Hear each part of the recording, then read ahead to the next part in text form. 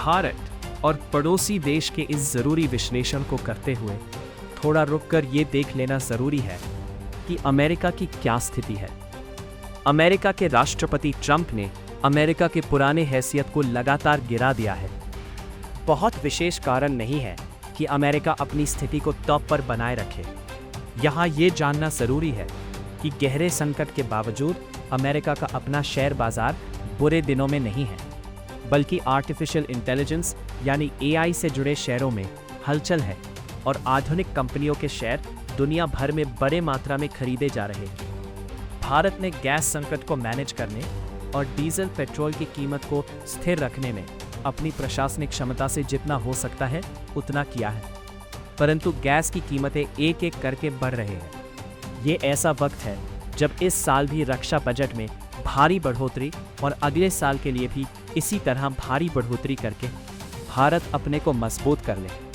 खुद राफेल विमान की खरीद पहले से 4 गुना और लगभग 125 की संख्या में की जानी है। जब मोदी सरकार द्वारा सबसे पहले राफेल खरीद हो रहा था तो भारत की सार्वजनिक क्षेत्र रक्षा निर्माण कंपनी ASL के पास वेतन देने का भी पैसा नहीं था, परंतु बाद में इस कंपनी को काम मिला और इसने स्वदेशी निर्माण और असेंबलिंग में बहुत महत्वपूर्ण तरक्की की। भारत और इसके पड़ोसी देश तथा सामरिक या युद्ध नीति के हमारे इस वीडियो विश्लेषण को देखने के बाद कमेंट बॉक्स में जाकर टिप्पणी अवश्य लिखें। प्रोग्राम अच्छा लगे तो शेयर करने का कष्ट करें।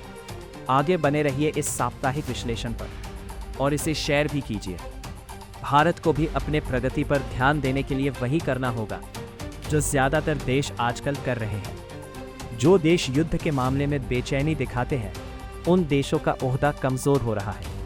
पाकिस्तान अभी अफगानिस्तान के साथ युद्ध में है। चीन का अपना मसला कम से कम पड़ोसी देश ताइवान के साथ बना हुआ है। भारत अपने देश के अंदर के निर्माण, विनिर्माण, रोजगार निर्माण और शांति पर ध्यान रखें, क्योंकि चीन मुख्य रूप से यही कर रहा है और तकनीकी तरक्की पर बहुत ध्यान रखे हुए है। सांप्रदायिक स्तर पर भारत के सामने शांति का वातावरण बनाए रखने की चुनौती है।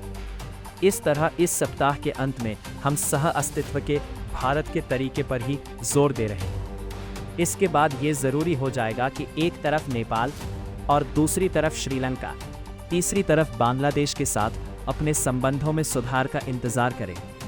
चीन ने वास्तविक नियंत्रण रेखा के पास या फिर अरुणाचल के बॉर्डर पर जो कुछ 4 वर्षों तक सीमा उल्लंघन का तरीका अपनाया था, अब लगातार पीछे हटने की बात कर रहा है, तो हमें अनुकूल समय का इंतजार करना चाहिए। एकदम ताज़ा खबर यह है कि भारत ने अपने चीफ ऑफ डिफेंस स्टाफ पद पर लेफ्टिनेंट जनरल S राजा सुब्रमण्यम को बनाया है। पाकिस्तान और चीन के प्रति इनकी विशेषज्ञता ने ही उन्हें इस पद के लायक माना है। अभी तक vice chief of army staff थे। कृष्णा स्वामीनाथन को भारत की नेवी का प्रमुख चुना गया है। आर्मी स्टाफ के प्रमुख पद पर अभी जनरल अनिल चौहान थे। देखते रहिए विमर्श न्यूज़ चैनल को। अब तक सब्सक्राइब ना किया हो तो कृपया अभी करके बेल बटन दबाने का कष्ट करें।